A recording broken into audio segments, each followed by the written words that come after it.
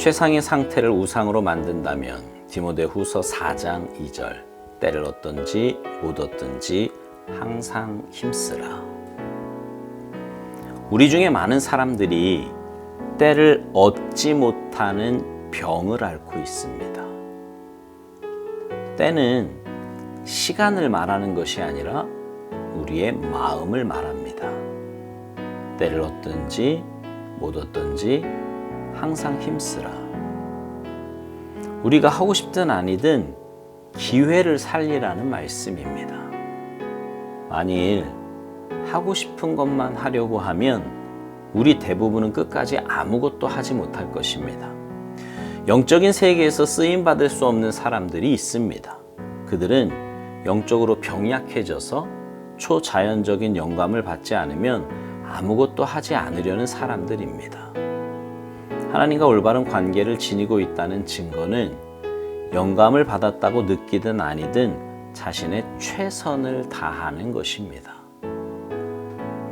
그리스도인 사역자들이 빠지는 가장 큰 함정은 자신의 예외적인 영감의 순간들에 집착하는 것입니다. 하나님의 영이 당신에게 영감과 통찰의 순간을 허락하시면 당신은 나는 이제 하나님을 위해 항상 이런 상태가 될 것입니다 라고 말합니다. 그렇지 않습니다. 당신은 그렇게 할 수 없습니다. 하나님께서는 당신이 항상 그런 상태로 머물지 못하게 하실 것입니다. 그러한 순간들은 순전히 하나님의 선물입니다. 당신이 선택한다고 해서 그러한 순간들을 만들어낼 수 있는 것이 아닙니다. 만일 당신이 예외적인 영감의 최고 상태에만 머물려고 하면 당신은 하나님께 견딜 수 없는 귀찮은 존재가 될 것입니다. 하나님께서 당신이 의식할 수 있는 예외적인 영감을 주시지 않으면 당신은 결코 아무것도 하려고 하지 않을 것입니다. 만일 당신이 최상의 상태를 우상으로 만든다면 하나님께서는 당신에게서 멀어지실 것입니다. 그 후 하나님께서는 당신이 주께서 맡기신 가장 가까운 책임을 행할 때까지 또한 주께서 허락하신 예외적인 드문 순간들에 더 이상 집착하지 않는 것을 배울 때까지 돌아오지 않으실 것입니다.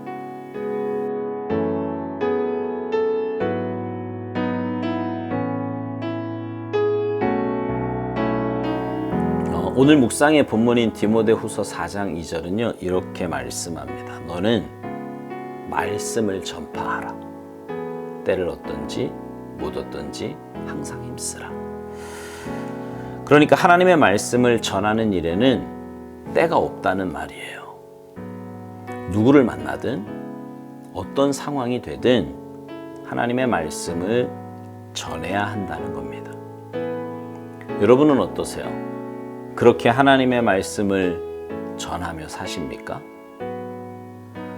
근데 오스왈드 목사님은 이 때라고 하는 것에 대해서 우리는 흔히 때 그러면 이제 시간을 말하잖아요. 근데 시간이 아니라 우리의 마음을 말한다고 이야기해요. 그렇지요. 그러니까 우리에게 먼저 마음이 있어야 합니다.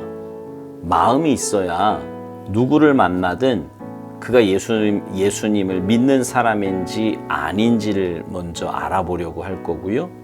그리고 상대방이 만약에 예수 안 믿는 사람이라고 하면 말씀을 전하고 복음을 전하게 되는 겁니다. 우리의 마음이 있을 때요.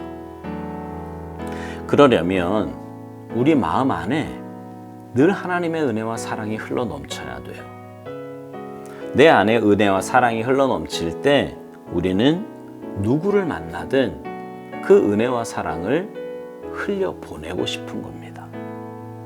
또 하나, 오스왈드 목사님은 때를 얻든지 못 얻든지 항상 힘쓰라 라고 하는 이 말을 우리가 하고 싶든 아니든 기회를 살리라는 말씀으로 해석을 합니다.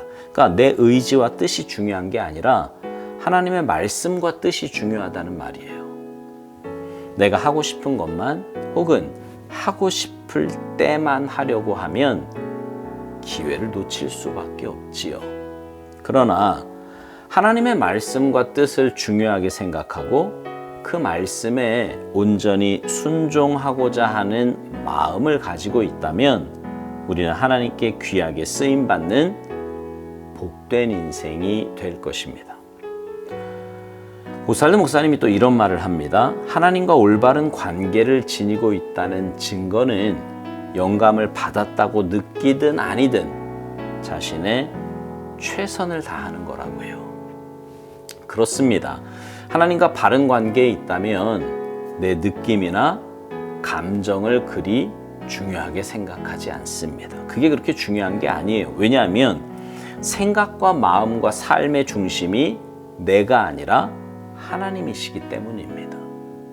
영혼 구원은 하나님께서 가장 기뻐하시는 일이고 하나님의 마음은 잃어버린 영혼들에게 가 있으신데 그것을 잘 아는 하나님의 자녀라면 당연히 하나님의 뜻에 최선을 다하며 살지 않겠습니까?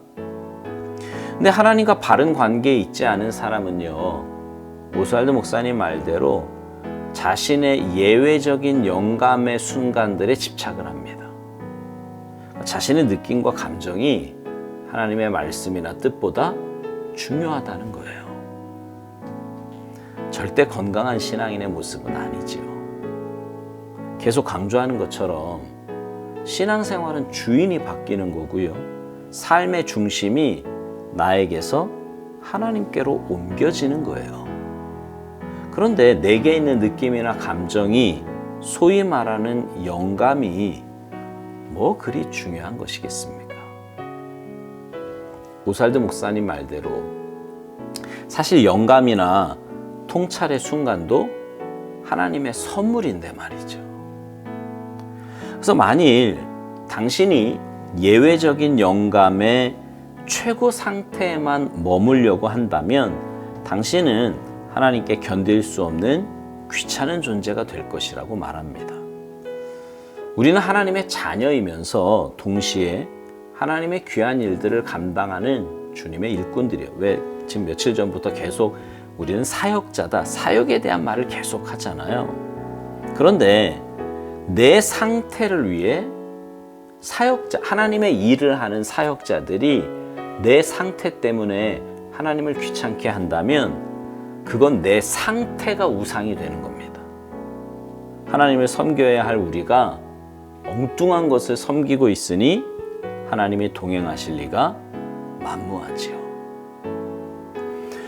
정말 속지 말아야 하는 것이요, 영적인 것처럼 보인다고 해서 그것이 다 하나님의 뜻이 아니고요, 그것이 다 우리의 영적 생활에 유익을 주는 것도 아닙니다. 얼마든지 그 자체가, 영적인 것처럼 보이는 그 자체가 우상이 될 수 있고요, 얼마든지 영적으로 건강하지 않은 모습일 수 있습니다. 내가 최상의 상태가 되어서 하나님의 복음을 전하는 일에 열심을 내겠다는데 그게 뭐 그리 나쁜 일이냐고 생각할지 모르겠어요. 물론 영적으로 최상의 상태가 되는 것이 나쁜 게 아니에요. 좋지요. 그러나 그 자체가 우상이 된다면, 다시 말해서 그것 자체가 내 삶의 소망이 된다면 그것은 이미 하나님 중심이 아닌 내 중심의 삶을 살고 있는 것입니다. 인격적인 하나님이 내가 우상이 된 사람과 함께 하시지는 않을 거예요. 그래서 오스왈드 목사님은요, 이런 말을 합니다. 만일 당신이 최상의 상태를 우상으로 만든다면 하나님께서는 당신에게서 멀어질 것이고, 그 후에 하나님께서는 당신이 주께서 맡기신 가장 가까운 책임을 행할 때까지, 또한 주께서 허락하신 예외적인 드문 순간들에 더 이상 집착하지 않는 것을 배울 때까지 돌아오지 않으실 거라고요. 우리에게 필요한 모습은 하나님 말씀에 순종하는 겁니다. 지금 내게 주어진 상황에서, 내가 처한 상황에서 할 수 있는 대로 힘써서 순종하는 것, 그것이 바로 우리 참된 그리스도인들이 가져야 할 삶의 모습인 것입니다. 그리고 그렇게 하나님의 말씀에 온전히 순종하는 자들과 주님은 함께 하여 주셔서 삶의 주인이 되어 주시고 인도자가 되어 주시는 것입니다. 사랑하는 성도 여러분, 여러분은 혹시 영적인 것처럼 보이는 것을 우상으로 섬기고 있지는 않습니까? 바라기는 여러분 모두의 삶이 하나님의 말씀에 온전히 순종하여서 하나님만 올바로 섬기는, 하나님의 뜻을 올곧게 세워나가는 아름답고 복된 사역자들이 모두 되시기를 주님의 이름으로 축복합니다. 아멘.